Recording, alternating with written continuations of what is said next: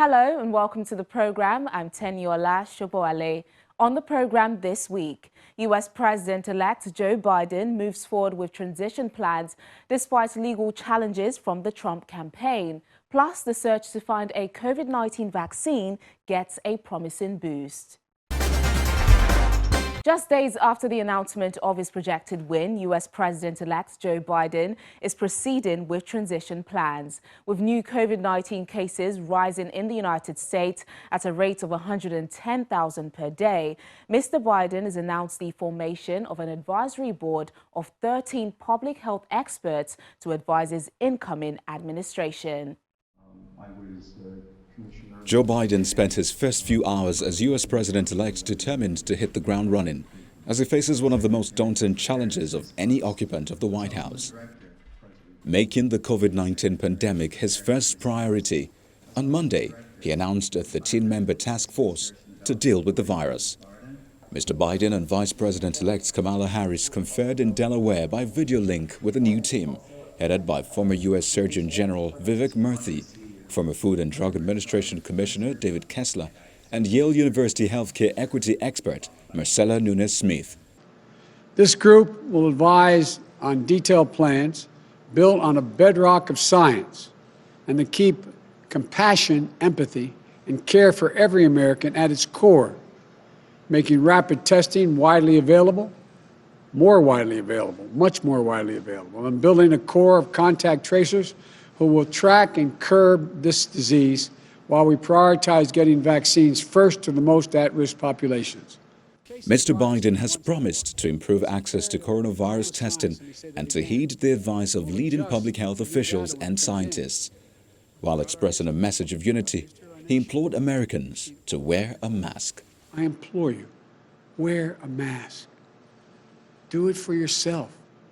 Do it for your neighbor. A mask is not a political statement, but it is a good way to start pulling the country together. I want to be very clear. The goal of mask wearing is not to make your life less comfortable. It's to take something away from you. It's to give something back to all of us, a normal life. The goal is to get back to normal as fast as possible. And masks are critical in doing that. It won't be forever, but that's how we'll get our nation back up to speed economically, so we can go back to celebrating birthdays and holidays together. He also warned that the United States is still facing a very dark winter and that 200,000 more Americans could die before an effective COVID-19 vaccine is widely rolled out. Mr. Biden is said to be planning a wave of executive orders soon after taking office on January the 20th. According to reports, he will repeal a ban on travelers from several Muslim-majority nations, rejoin the Paris Climate Accord, reverse Trump's withdrawal from the World Health Organization, and strengthen a program protecting from deportation immigrants brought to the U.S. illegally as children. President Donald Trump, on the other hand, is refusing to concede. He plans to hold campaign-style rallies to promote claims of fraud and is organizing legal teams to push for vote recounts in key states. As the wheels begin to turn on a Biden presidency, the Trump campaign is still refusing to concede the election, launching a series of legal challenges to the result. Our position is clear. We want to protect the franchise of the American people. We want an honest, accurate, lawful count. We want maximum sunlight. We want maximum transparency. We want every legal vote to be counted, and we want every illegal vote to be discarded. There are thousands of reports of poll watchers being intimidated and unable to do their job. As you guys can understand, with 2,800 incident reports, this is a lot to track down. It means we're interviewing these people, we're getting their statements, and we're turning them into affidavits.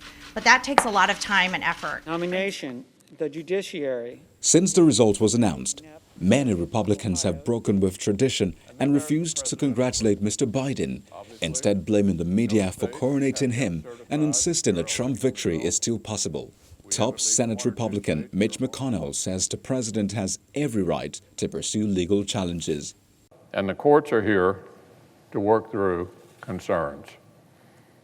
Our institutions are actually built for this, We have the system in place to consider concerns, and President Trump is 100% within his rights to look into allegations of irregularities and weigh his legal options.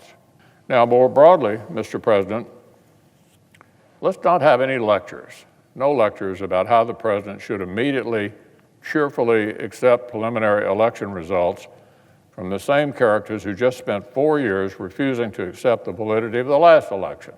This process will reach its resolution. Our system will resolve any recounts or litigation. In January, the winner of this election will place his hand on a Bible, just like it happened every 4 years. Question before, I've never looked. Meanwhile, the U.S. Justice Department has given federal prosecutors the go-ahead to investigate alleged voter irregularities. Such investigations are normally the remit of individual states, but Attorney General William Barr says it is not a hard and fast rule. The Justice Department official who will have overseen such investigation, Richard Pilger, quit in response to the move. As the world continues to react to the outcome of the U.S. presidential election, for a small village in India, the results are just a little bit more special. Here's why. In the small Indian village of Tulasendrapuram, they set up firecrackers and offer prayers of gratitude after Kamala Harris's U.S. election victory. This is the new U.S. Vice President's ancestral village and more than 8,000 miles from Washington, D.C. Residents are sharing in her victory. The thing is, we do take immense pride in her victory and what she has and whom she has become today. Harris, born to an Indian mother and a Jamaican father, both of whom immigrated to the United States to study, made history by becoming first Asian American to hold the second highest office in the United States. She is also the first woman and the first black American to be elected vice president. Priests at the temple in Tulasendrapuram village bathed the local deity in milk and prayed. Harris visited the village when she was 5 and has often recalled walks with her maternal grandfather on the beaches of the southern city of Chennai during annual trips from the United States. She's been in close touch with her family in India, including her uncle, Gopalan Balachandran. I didn't need them to tell me anything. I knew she was going to win. He says he plans to attend her swearing-in ceremony in January. And for the icing on the cake, renowned Indian sand artist Sudarshan Patnaik created a piece located on India's eastern Puri beach depicting Biden and Harris's faces with a congratulatory message reading, "Congratulations, USA." Away from the U.S. elections, raising hopes for a major victory in the fight against the coronavirus pandemic, drug makers Pfizer and BioNTech say their experimental vaccine may be 90% effective at preventing COVID-19. The announcement on Monday echoed across the world, with political leaders welcoming the late-stage trial results. But scientists and doctors urge caution, saying many questions remain unanswered.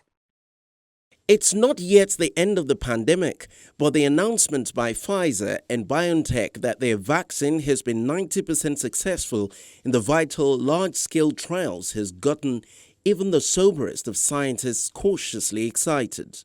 Well, my initial reaction, of course, was light at the end of the tunnel. A bit of good news, something to make us smile, because cases of COVID are going up around the country, which doesn't make us smile. But nonetheless, it's still early days with the vaccine. We don't know really how well this vaccine works in older people. We'll have to see if there are enough data to tell us that. Pregnant women haven't been studied. Studies in children are just beginning. But long journeys, first steps, that's wonderful. It looks as though we're making progress. These are interim results, and the trial will continue into December to collect more data. People will have been followed for a relatively brief period of time to make sure that there are no other serious adverse events potentially related to the vaccine. The efficacy rate means that the overwhelming majority of infections occurred amongst people who received a placebo rather than the vaccine. The 44,000 volunteer study was initially designed for a first interim analysis of whether the vaccine was working after 32 participants developed COVID-19. And then we are waiting to see if this population of 30,000 people will start getting disease. And the expectation, if the vaccine works, is that the people that are getting disease are coming from the group that didn't receive the vaccine. And those that receive the vaccine will have much less than those that they didn't in terms of disease. Mass rollouts of the shot, which needs regulatory approval, won't happen this year.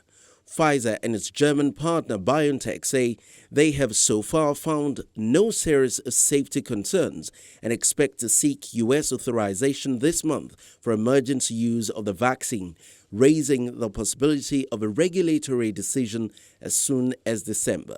It was exactly what you can imagine. It is a great day for science. It is a great day for humanity when you realize that your vaccine has a 90% effectiveness. That's overwhelming. You understand that the hopes of billions of people and millions and businesses and hundreds of governments that were felt on our shoulders, now we can credibly tell them, I think we can see light at the end of the tunnel. If granted approval, the companies estimate they can roll out up to 50 million doses this year, enough to protect 25 million people, and then produce up to 1.3 billion doses in 2021. Pfizer and BioNTech have a $1.95 billion contract with the United States government to deliver 100 million vaccine doses this year. They have also reached supply arrangements with the EU, the United Kingdom, Canada and Japan. But just how ready are people to get vaccinated? In Europe, residents have mixed feelings. Spain's health ministry says the country would get the first vaccines against COVID-19 developed by U.S. Pharmaceuticals, Pfizer, and its partner BioNTech in early 2021. Residents in Madrid expressed confidence that the vaccine could provide a way out of the pandemic. I would do it, frankly. I believe that when they put it at our disposal, it is because there is full confidence in it. Otherwise, I don't think they will risk losing lives through a vaccine. But Germans on the streets of Munich expressed both enthusiasm and skepticism. I'm not sure it's a breakthrough, but it's a sign that research continues and that there might be a solution to get this under control, sooner rather than later.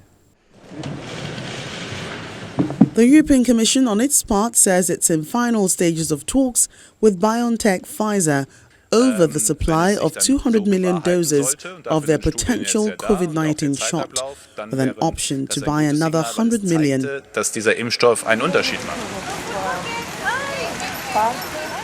While Londoners welcome the news, many say they want more information about the vaccine before taking it. I think we've had a public announcement that the vaccine looks promising. There's no real detail there yet. So, no, I'd want to hear more, know more. But certainly when a vaccine is developed, I would be in line to take it, yeah. I mean, it's really positive, but I think it is a long way still. But I think that's what we needed to hear. You know, it gives you a boost to think that there's a way out of this, and that it's happening soon.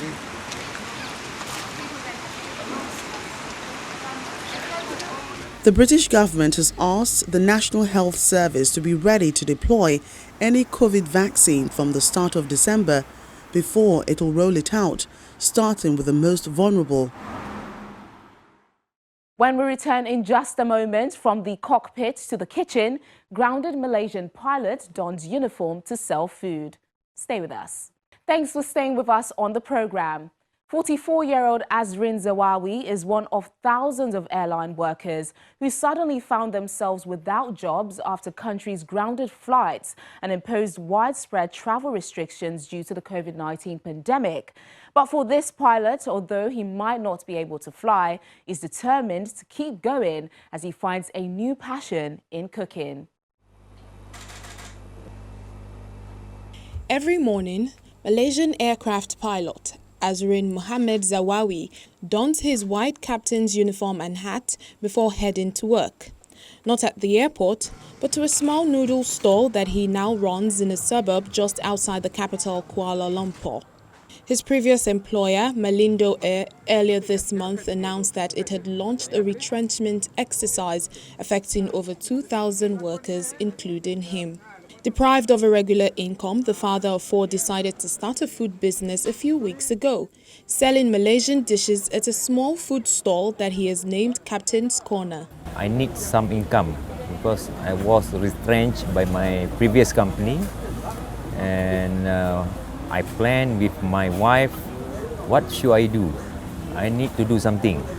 So when I asked my wife and my mother-in-law and my father also, they told me, why don't we go for food business?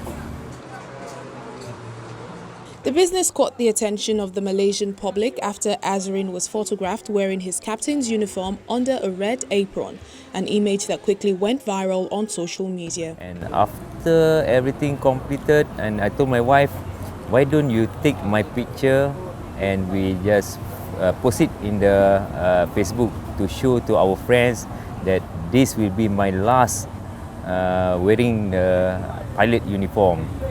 So okay, and then after I took a few pictures and we posted inside our Facebook, WhatsApp group, and we are shocked because it went viral very fast. Still, customers say the business venture is more than just a gimmick. The main thing is the food must be good. The main thing is the food must be good. It's not enough for the business to go viral. The food has to be good. I've eaten here twice. The first time, I brought my wife, and now I bring my friends. For the price, it is suitable, and the food tastes good. Azrin says he hopes his experience can inspire others affected by the pandemic to seek out new sources of income. Embrace the challenge and never give up, and always look forward. Do not look backward, always go forward. It's like flying the aircraft, we always move forward. Same goes to any other occupation. When you go for your first job, you start from zero, and then we need to learn until where you are now. Although he's no longer flying, he believes nothing can hold him back, not even a global pandemic. After months of coronavirus-induced inactivity, Rio de Janeiro's legendary samba scene is tiptoeing back to life, offering a silver of hope to those whose livelihoods depend on the traditional Afro-Brazilian musical genre.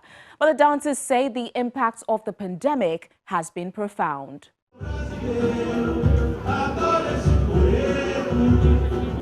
A small crowd gathered to hear Moa Close, one of Rio de Janeiro's most well-known samba stars, sing the workers' samba at a recent event in Rio highlighted the difficult new reality: social distancing, no dancing, and patchy attendance. Flexibility in this issue and in this area is something that is very delicate. It's going to have to be a trade-off with everyone learning that now this is a different samba performance. Last month, amid a decline in coronavirus cases, Rio City government unveiled the 6B phase of its gradual reopening, allowing outdoor samba events. Nightclubs, however, remain closed.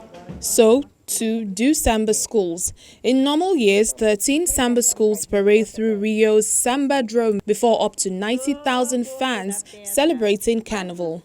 Next year, though, the samba schools have delayed the world-famous parade due to have been held in February 2021.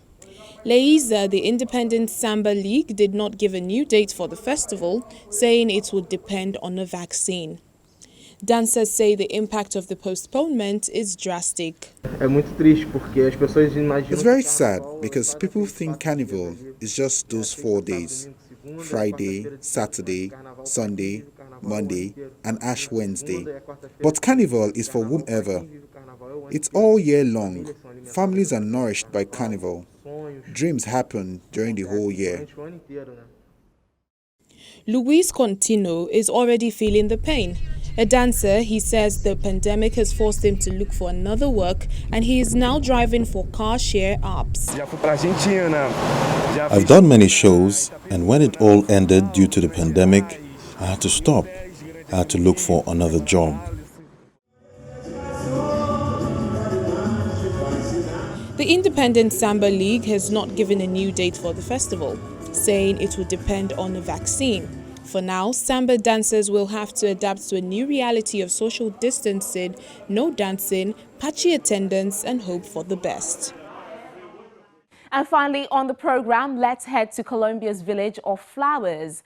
Every year for more than 60 years, the country dedicates an entire week to the bright delights on its home turf, with flowers on full display in the city of Medellin. Take a look. Colombia's flower-growing fame came into full bloom on Sunday, November 8th, as scores of florists put on a spectacular and colorful flower festival near the city of Medellin, nicknamed the City of Eternal Spring for its temperate weather. Celebrating the art of floristry, flower aficionados came to the small town of Santa Elena to show off elaborate floral arrangements, or ciletas as locally known. The mountainous area around Medellin is famed for its flowers, and families have dedicated themselves to flower production for generations. This is the work that is done with much love. And even with the serious issue of the pandemic, we've been able to sustain ourselves. It's been very different, but we found many things in our favor. 1, we were able to create within our families. 2, we're representing the many dreams that defined our families, our children, our spouses, our parents. Many of the arrangements drew inspiration from current affairs in the country and sought to cheer Colombians up as the country and the world continues to be battered by the coronavirus pandemic. The idea comes from wanting to bring a beautiful message to Colombia, to tell them not to lose hope, not to lose faith, to believe that everything is going to come back the way it was before. And most importantly, we can't lose what the world means to us, which is happiness. So the phrase is, cheer up, Colombia, let's not lose happiness. The annual flower parade reportedly harks back to 1957, when a Medellin local invited florists from nearby villages to march into the city to display their colorful arrangements. More than 60 years on, the humble parade has evolved to become a prized event on Colombia's cultural calendar, with florists going all out on their ciletas. And that's Foreign Dispatches this week. Thank you so much for watching. As always, remember that you can catch up with all our top stories on channelstv.com. I'm Tenyola Shoboale. I'll see you next time.